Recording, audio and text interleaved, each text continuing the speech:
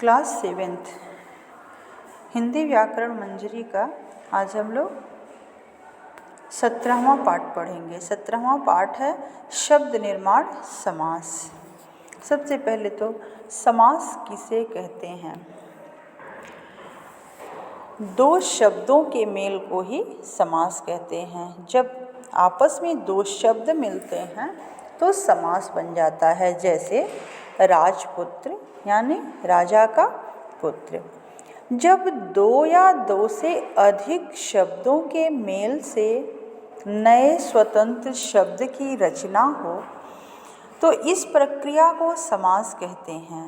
यानी कि दो शब्द मिलकर किसी एक नए शब्द की रचना करें तो इसी प्रक्रिया को हम समास कहते हैं। समास के भेद। समास के चार भेद हैं। समास के भेद में समास के चार भेद हैं। तत्पुरुष समास, अव्ययी भाव समास, द्वंद्व समास, बहुव्रीहि समास। तत्पुरुष समास। जिस समास में दूसरा अर्थात उत्तर पद प्रधान हो उसे तत्पुरुष समास कहते हैं। यानी कि दो शब्द मिलकर समास बनता है और उन शब्द को पद कहते हैं। यानी कि जिस समास में उत्तर पद प्रधान हो वहाँ तत्पुरुष समास होता है। तत्पुरुष समास की एक और विशेषता है कि इसमें कोई ना कोई विभक्ति चिन्ह लगा होता है।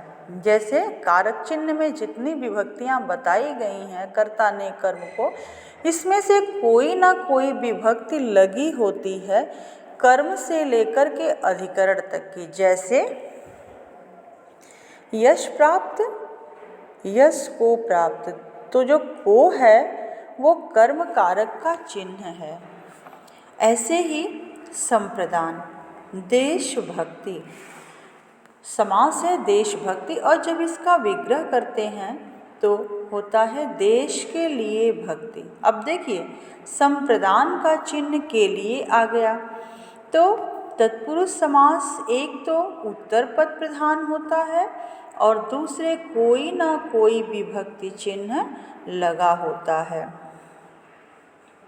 जैसे गंगा का जल। गंगा जल में जब विग्रह करते हैं तो विग्रह होता है गंगा का जल। अब देखिए का जो है गंगा और जल का आपस में संबंध है तो संबंधवाचक चिन्ह गंगा का जल का जो है वो संबंध कारक के अंतर्गत आता है। अब देखिए तत्पुरुष समास के दो उपभेद भी हैं। एक द्विगु समास और दूसरा कर्मधारय समास। द्विगु समास जिस समस्त पद का पूर्व पद संख्यावाची विशेषण तथा उत्तर पद विशेष्य हो उसे द्विगु समास कहते हैं। जैसे त्रिभुज, तीन भुजाओं वाला। तत्पुरुष समास की ये विशेषता है कि इसमें पहला पद जो होता है वो संख्यावाचक होता है। जैसे अष्टभुजा, आठ भुजाओं वाला। दूसरा तत्पुरुष का भेद कर्मधारय समास। जिस समास का पूर्व पद विशेषण तथा उत्तर पद विशेष्य हो अथवा उपमेय और उपमान संबंध हो उसे कर्मधारय समास कहते हैं। जैसे पुरुषोत्तम यानी कि पुरुषों में जो उत्तम हैं।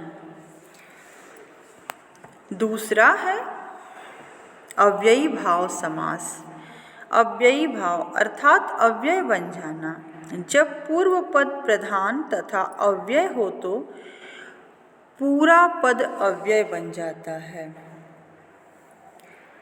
अव्यय शब्द दो बार भी आता है कोई बात नहीं, तब भी वो अव्ययी भाव समास ही रहता है। जैसे यथामति।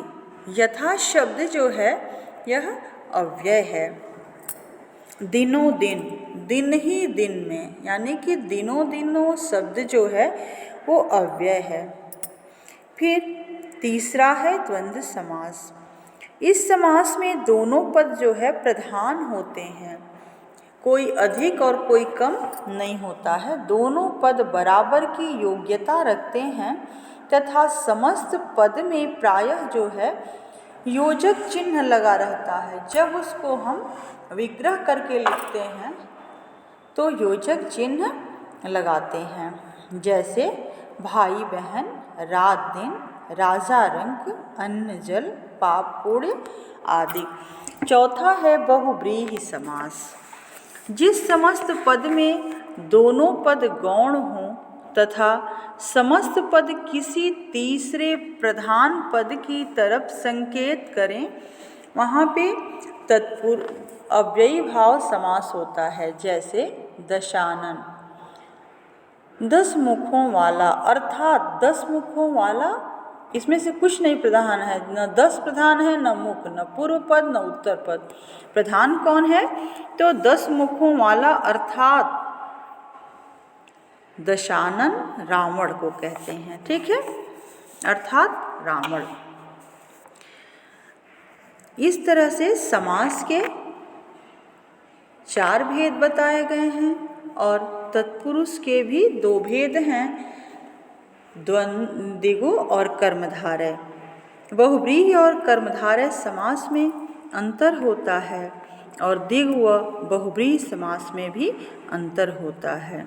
ठीक है, धन्यवाद।